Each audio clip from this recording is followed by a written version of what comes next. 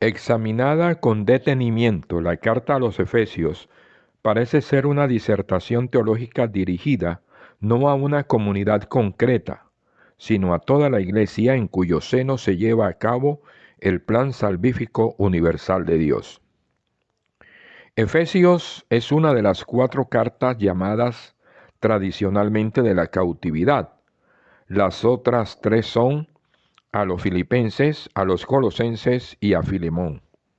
Entre los años 58 a 63, Pablo pasa 4 años en la cárcel, primero en Palestina y luego en Roma.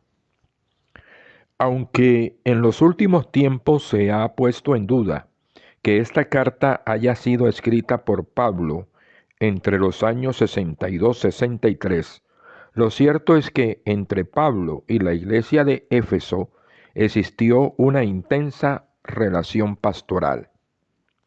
Éfeso era la capital de la provincia romana de Asia. Era un importante puerto y su numerosa población hacían de ella una ciudad floreciente. Pablo se detuvo en Éfeso durante su segundo viaje apostólico, Hechos capítulo 18, 19 al 21. Pero fue durante el tercer viaje cuando Pablo hizo de Éfeso el centro de su actividad misionera. En esta ciudad permaneció el apóstol aproximadamente 3 años. El autor parece no conocer personalmente a los destinatarios y parece que ellos tampoco lo conocen.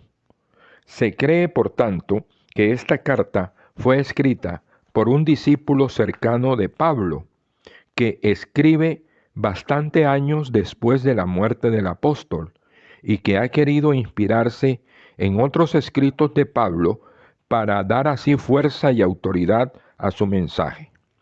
Así pues, el tema de la autenticidad paulina de la carta permanece abierto y en estudios e investigaciones.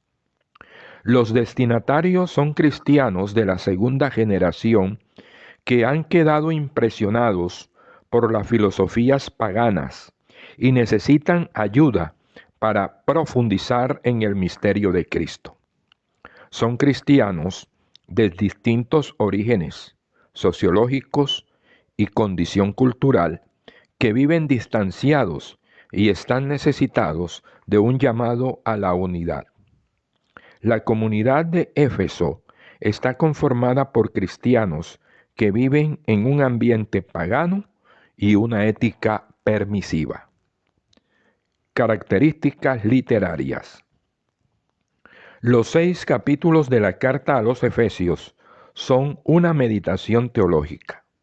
Es una carta distinta a las otras cartas paulinas. La carta a los Efesios utiliza un estilo solemne, con frases complicadas e imágenes largas. Tiene una cierta inspiración en los escritos de Qumrán. Contenido teológico. El centro teológico de la carta es la reflexión-meditación sobre la unidad de la Iglesia en cuanto cuerpo de Cristo. Subraya el tema del plan de Dios en la historia, cuyo objetivo es la unión de toda la humanidad en Cristo y por Cristo. La Iglesia es el lugar donde toda discriminación desaparece, donde no hay privilegios sociales, ni religiosos, ni culturales, ni raciales, donde la unidad no es uniformidad ni pasividad, sino dinamismo y colaboración. El énfasis puesto por el autor de la carta a los Efesios es subrayar la santidad de la Iglesia y en invitarnos a que la amemos a pesar de sus defectos.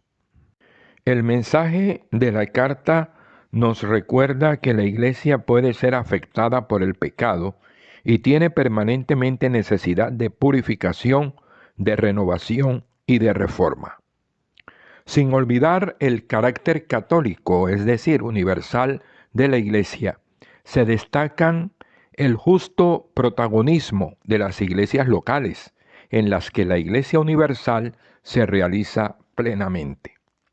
Los 6 capítulos de Efesios podemos dividirlos en 2 grandes secciones, antecedidos por un saludo y finalizados por una despedida. La primera parte, Efesios capítulo 1, versículo 3, hasta el capítulo 3, versículo 21, la titulamos El misterio de Cristo y de la Iglesia. Es la parte doctrinal de la carta.